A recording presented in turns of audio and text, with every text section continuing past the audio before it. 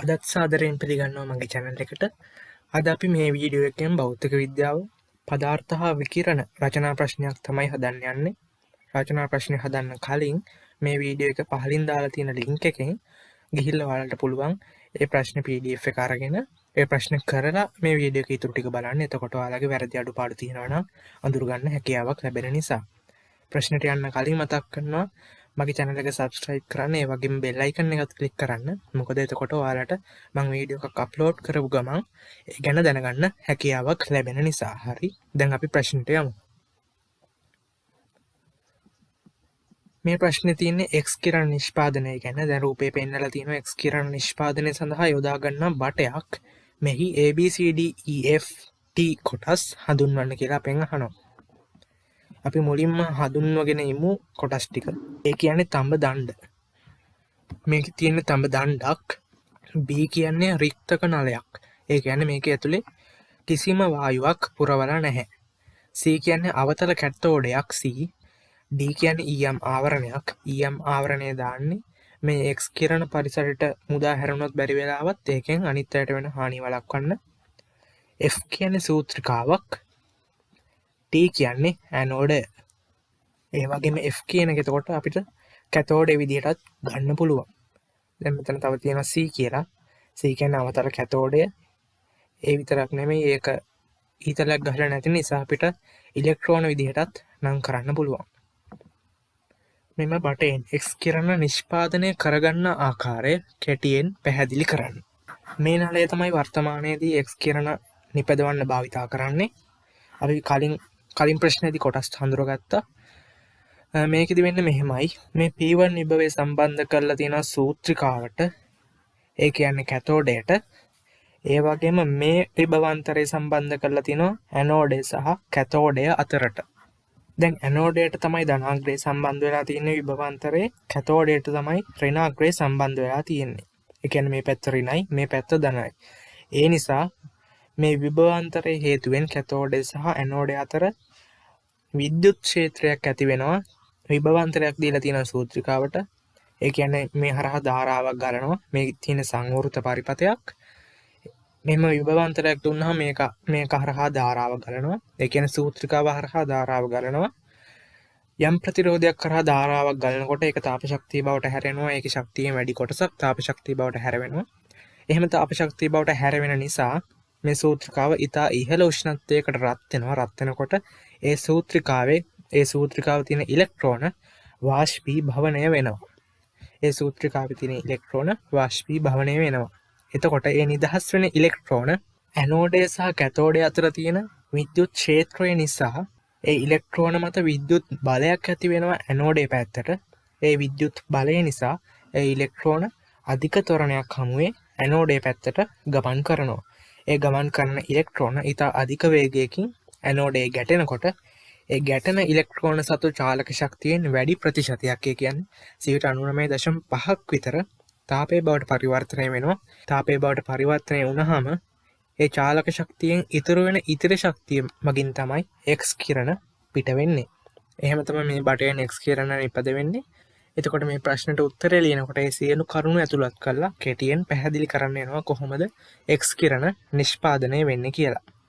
ඊළඟට අපෙන් අහනවා B නලයේ ඇති විශේෂත්වය කුමක්ද? වැනි නලයක් භාවිතා කිරීමට හේතුවක් ලියන්න. මම මුලින් කිව්වා B නලය කියන්නේ රික්තක නලයක්. ඒ කියන්නේ ඇතුලේ කිසිදු වායුවක් පුරවලා නැහැ. ඒ නිසා මේ ගමන් කරන ඉලෙක්ට්‍රෝන වලට එරෙහි වෙන්න කිසිම බාධකයක් නැහැ. ඒ නිසා ඉලෙක්ට්‍රෝන වලට ලේසියෙන් කැතෝඩේ ඉඳන් ඇනෝඩේ පැත්තට යන්න පුළුවන්. මේ රික්තක නලය භාවිතා කරන්නේ ඉලෙක්ට්‍රෝන කදම්බේ විසිරී ගමන් කිරීම වැළැක්වීමට. දැන් වායු තිබ්බොත් එහෙම ඉලෙක්ට්‍රෝන ඒ වායු අණු වල ගැටිලා තමන් ගමන් කරන දිශාව වෙනස් කරගන්න පුළුවන්. ඒ වාත අණු වල ඉලෙක්ට්‍රෝන ගැටීම නිසා ඒ වාත අණු, වාත පරමාණු අයන බවට පත් වුනොත් ඒ අයනවලත් ආරෝපණයක් තියෙන නිසා ඒ අයනත් මේ විද්‍යුත් ක්ෂේත්‍රයේ බලපෑමෙන් ඇනෝඩේ පැත්තට ගිහිල්ලා ඒ අයනත් ඇනෝඩේ ගැටෙන්න පුළුවන්. ඒ නිසා තමයි රික්තක නලයක් භාවිතා කරන්නේ. ඒ වගේ සිද්ධ වෙන්න පුළුවන් අපහසුතා වළක්වන්න. ඊළඟට අපෙන් අහනවා ඒ කොටසේ අවශ්‍යතාවය කුමක්ද? ඒ කොටස කියන්නේ මෙතනදී ඒ කියන්නේ ඉලක්කය සවි කරලා තියෙන්නේ. දැන් අපි දන්නවා මේ ඉලෙක්ට්‍රෝන ඉහළ චාලක ශක්තියකින් ඇනෝඩේ ගැටෙනවා. ඇනෝඩේ ගැටෙනකොට ඒ චාලක ශක්තියෙන් වැඩි ප්‍රතිශතයක් තාපය බවට පරිවර්තනය වෙනවා. ඒ කියන්නේ ඇනෝඩය අසල ඉතා ඉහළ උෂ්ණත්වයකට පත් වෙනවා. එහෙම ඉහළ උෂ්ණත්වයකට පත් වෙන එක වළක්වන්න මේ ඇනෝඩේ ඒ කියන්නේ ඉලක්කය හදලා තියෙන ඉහළ ද්‍රවාංකයක් තියෙන ටංස්ටන් ලෝහ කොටසකින් තමයි මේ ඇනෝඩේ හදලා තියෙන්නේ. ඒ අකුරෙන් කියන්නේ අපි තඹ තහඩුව.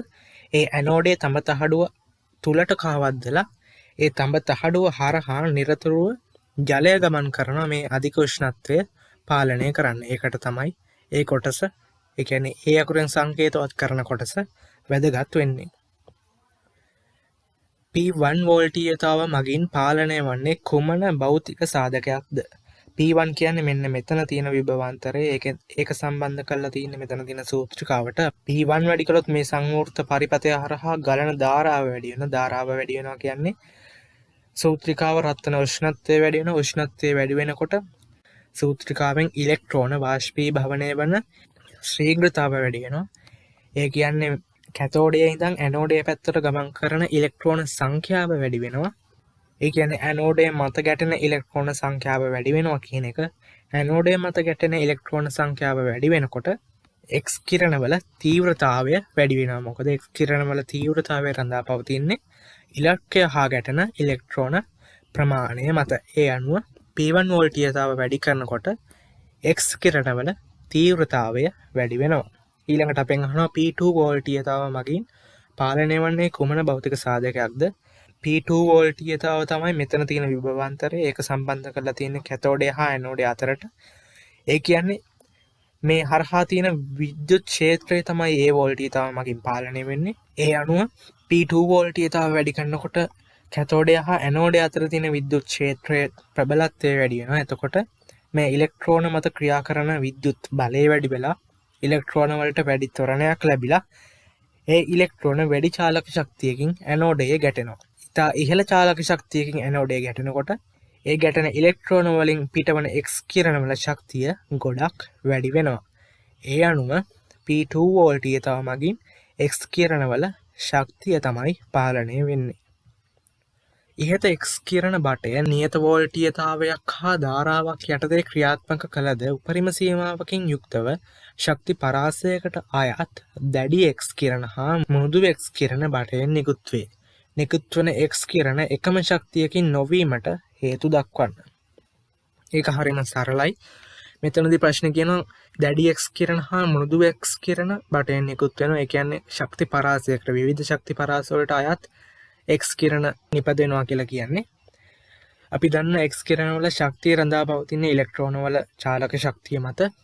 දැන් මෙහෙම විවිධ ශක්ති වලට අයත් X කිරණ නිපදවෙනවා කියන්නේ ගැටෙන ඉලෙක්ට්‍රෝන වල චාලක ශක්තියත් වෙනස් වෙන්න ඕනි.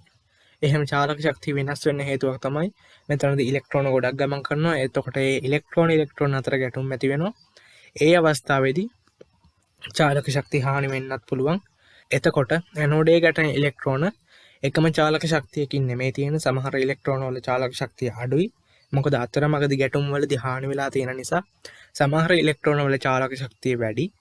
ඒ නිසා ඒ වැඩි චාලක ශක්තියක් තියෙන ඉලෙක්ට්‍රෝන වලින් ඉහළ ශක්තියක් තියෙන X කිරණ පිට වෙනවා. අඩු චාලක ශක්තියක් තියෙන ඉලෙක්ට්‍රෝන වලින් අඩු ශක්තියක් තියෙන X කිරණ පිට වෙනවා. ඒක තමයි මෙතනදී සිද්ධ වෙන්නේ. X කිරණ බටයේ සැපයුම් වෝල්ටීයතාව Vs හා ඉලෙක්ට්‍රෝන එක ආරෝපණය E ප්ලාන්ක් නීතිය H රික්තකය තුළ ආලෝකයේ වේගය c නම් බටයෙන් නිකුත් වන X කිරණ වලට තිබිය හැකි උපරිම සංඛ්‍යාතය හා අවම තරංග ආයාමය සඳහා ප්‍රකාශනයක් ලියන්න.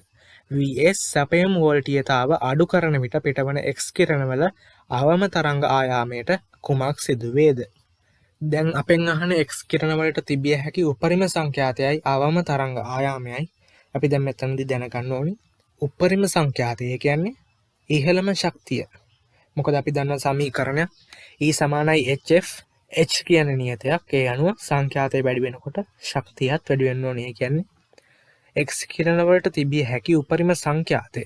උපරිම සංඛ්‍යාතය ලැබෙන්නේ X කිරණ වල ශක්තියත් උපරිම වුණාම. ඒ අනුව X කිරණ වලට උපරිම සංඛ්‍යාතයක් සහිත X කිරණ පිට වෙන්නේ උපරිම ශක්තියක් සහිත X කිරණ පිට වෙන්නේ ඒ එක්ස් කිරණ පිටවීමට හේතු වන ඉලෙක්ට්‍රෝන ඇනෝඩේ ගැටන ඉලෙක්ට්‍රෝනවල චාලක ශක්තිය උපරිම වුණොත් ඒ කියන්නේ අතන මගද කිසිදු චාලක ශක්ති හානියක් වෙන්න බෑ.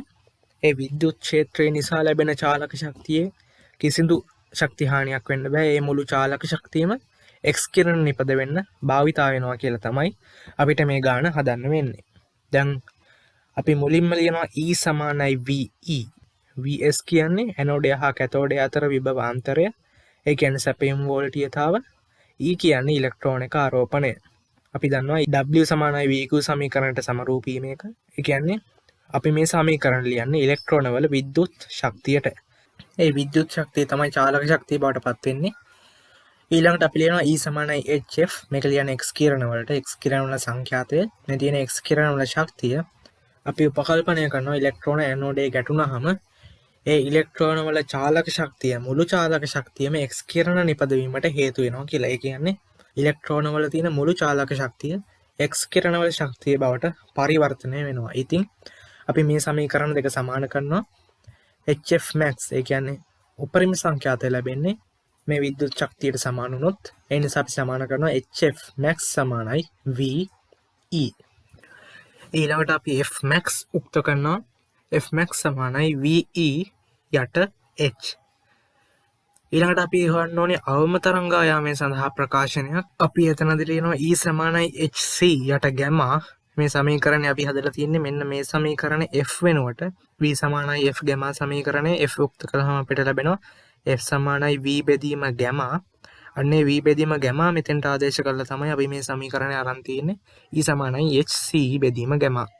C කියන්නේ ආලෝකයේ ප්‍රවේගය, H කියන්නේ ප්‍රාඥියතය, මේ තියෙන තරංග ආයාමය, මේ තියෙන ශක්තිය. අපි දැන් මේ ශක්තිය සමාන කරනවා මෙන්න මේ සමීකරණේ විද්‍යුත් ශක්තියට. ඒ කියන්නේ ඉලෙක්ට්‍රෝන වල චාලක ශක්තියට. මේ තියෙන X කිරණ වල ශක්තිය HC බෙදීම ගැමා මින් සමානයි VE. අඩුම තරංග ආයාමය ලැබෙනවා කියන්නේ X කිරණ වල සංඛ්‍යාතය උපරිම වෙන්න ඕනේ. සංඛ්‍යාතය උපරිම වෙනවා කියන්නේ ශක්තියත් උපරිම වෙන්න ඕනේ. ශක්තිය උපරිම වෙනවා කියන්නේ ඉලෙක්ට්‍රෝන වල මුළු චාලක ශක්තියම X කිරණ වල ශක්තිය බවට පරිවර්තනය වෙන්න ඕනේ. ඒ නිසා X කිරණ වල ශක්තිය අපි සමාන කරනවා ඉලෙක්ට්‍රෝන වල මුළු චාලක ශක්තියට. ඊළඟට අපි ගැමා මින් උක්ත කරාම අපිට ප්‍රකාශනයක් ලැබෙනවා HC යට VE. ඊළඟට අපි අහනවා X කිරණ බටයක් කිලෝවෝල්ට් 100ක වෝල්ටීයතාවක් යටතේ ක්‍රියා කරන අතර එහි ඉලෙක්ට්‍රෝන ධාරාවට අනුරූප විද්‍යුත් ධාරාවක් මිලි ඇම්පියර් 20ක් වේ. X කිරණ වලට හැරෙන්නේ ඉලෙක්ට්‍රෝන වල චාලක ශක්තියෙන් 120ක් බව උපකල්පනය කරමින් පහත සඳහන් ගණනයන් කරන්න. X කිරණ ලෙස ශක්තිය විමෝචනය වන ශීඝ්‍රතාවය අපි දන්නවා වෝල්ටීයතාවයක් ධාරාවෙන් වැඩි කරාම අපිට ලැබෙන්නේ ක්ෂමතාවයක් P සමානයි VI. අපිට ලැබෙන ක්ෂමතාවය කියන්නේ තප්පර එකක ශක්තිය සමාන කරන්න පුළුවන් ඉලෙක්ට්‍රෝන වල චාලක ශක්තියට. ඒ ඉලෙක්ට්‍රෝන වල චාලක ශක්තියෙන් 120ක් තමයි X කිරණ බවට හැරෙන්නේ. ඒ නිසා X කිරණ ලෙස ශක්තිය විමෝචනය වන ශීඝ්‍රතාවයට අපිට ලියන්න පුළුවන් P සමානයි VI. ඒ කියන්නේ ඉලෙක්ට්‍රෝන වල චාලක ශක්තිය. ඒකෙන් 120ක් තමයි X කිරණ බවට හැරෙන්නේ. අපි දන්නවා V කියන්නේ වෝල්ටීයතාවයක් කිලෝවෝල්ට් 100යි. I කියන්නේ ධාරාවක් මිලි ඇම්පියර් 20යි. වැඩි කිරීම 120. අපිට එන උත්තරයක් වොට් 400යි. තප්පර එකකදී ඉලක්කය මත ගැටෙන ඉලෙක්ට්‍රෝන සංඛ්‍යාව. අපි දන්නවා ඉලෙක්ට්‍රෝන වලට ආරෝපණයක් තියෙනවා. තප්පර එකකදී ගැටෙන ආරෝපණය මුළු ආරෝපණය Q නම් Q සමානයි IT. I කියන්නේ ධාරාව, T කියන්නේ කාලය. අපි තප්පර එකකදී නිසා මෙතනට T වෙනුවට දාන්නේ 1. අපි දන්නවා ධාරාව මිලි ඇම්පියර් 20යි. එතකොට අපිට ලැබෙනවා තප්පර එකකදී ගැටෙන ආරෝපණයට කූලෝම් 20 වැඩි කිරීම 10^3යි. ඒ කියන්නේ ඉලෙක්ට්‍රෝන වල මුළු ආරෝපණය තමයි ඒ Q වලින් අපි හොයාගත්තේ. ඊළඟට අපි ලියනවා ඉලෙක්ට්‍රෝන ගැටෙන ශීඝ්‍රතාවය. දැන් අපි දන්නවා මෙච්චර ආරෝපණයක් ගැටෙනවා ඇනෝඩේ එක තප්පරයකදී. ඒ මුළු ආරෝපණය සමන්විත වෙලා තියෙන්නේ එක් ඉලෙක්ට්‍රෝන ආරෝපණ වල එකතුවෙන්. ඒ නිසා මේ මුළු ආරෝපණය එක ඉලෙක්ට්‍රෝනක ආරෝපණයෙන් බෙදුවහම අපිට ලැබෙනවා ඉලෙක්ට්‍රෝන සංඛ්‍යාව. තප්පර එකකදී ගැටෙන ඉලෙක්ට්‍රෝන සංඛ්‍යාව. ඒ කියන්නේ ඉලෙක්ට්‍රෝන ගැටෙන ශීඝ්‍රතාවය. ඒ මුළු ආරෝපණය 20 වැඩි කිරීම 10^3යි කූලෝම්. අපි බෙදනවා ඉලෙක්ට්‍රෝන වල ආරෝපණය 1.6 වැඩි කිරීම 10^19යි කූලෝම්. කූලෝම්ට කූලෝම් කැපිලා අපිට අන්තිමට උත්තරයක් එනවා 1.25 වැඩි කිරීම 1017.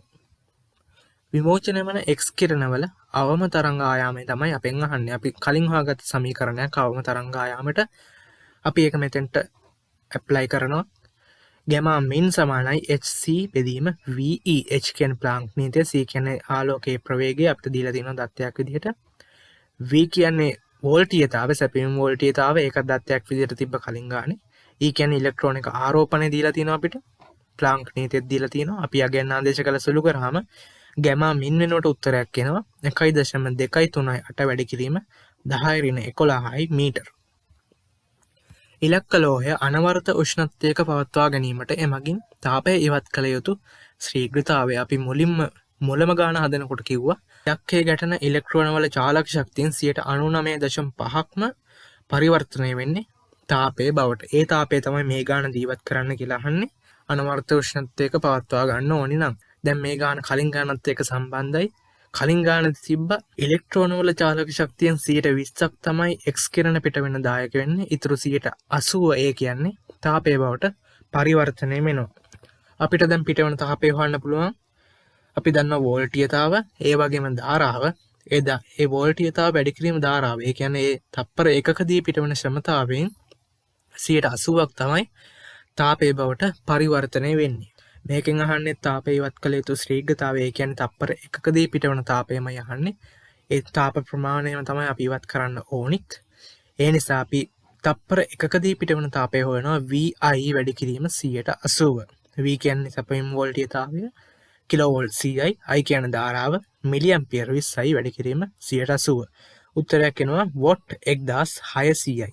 ඒ පිටවන තාපයමයි අපිට ඉවත් කරන්න ඕනිත්. ඒ නිසා තාපය ඉවත් කළ යුතු ශීඝ්‍රතාවය, ඒ කියන්නේ තප්පර එකකදී අයින් කරන්න ඕනි තාපය සමානයි වොට් 1600යි. ඕක තමයි අද ගාන. මං හිතනවා මම පැහැදිලි කරපු දේවල් ඔයාලට තේරුම් ගන්න ඇති කියලා.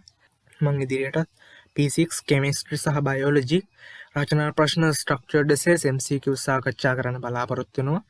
ඉතින් ඔයාලට ආරාධනා කරනවා මගේ channel එක තාමත් subscribe කරේ නැත්නම් subscribe කරන්න. ඒ වගේම bell icon එක click කරන්න. මොකද මම වීඩියෝ එකක් upload කරපු ගමන් ඔයාලට notification ලබා ගන්න පුළුවන්. එහෙනම් ගොඩක් ස්තුතියි මාත් එක්ක එකතු වුණාට. මේ වගේම වීඩියෝ එකකින් ආයෙත් මුණ ගැහෙමු.